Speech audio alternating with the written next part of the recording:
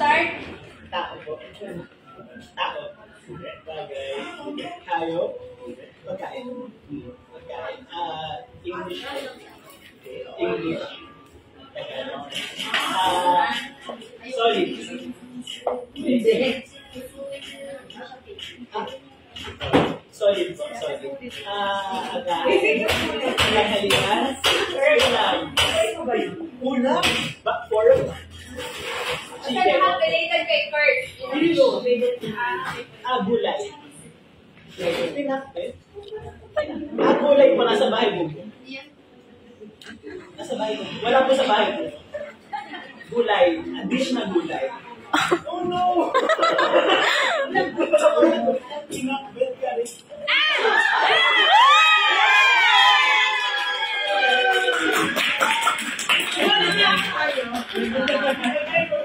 Tama na po.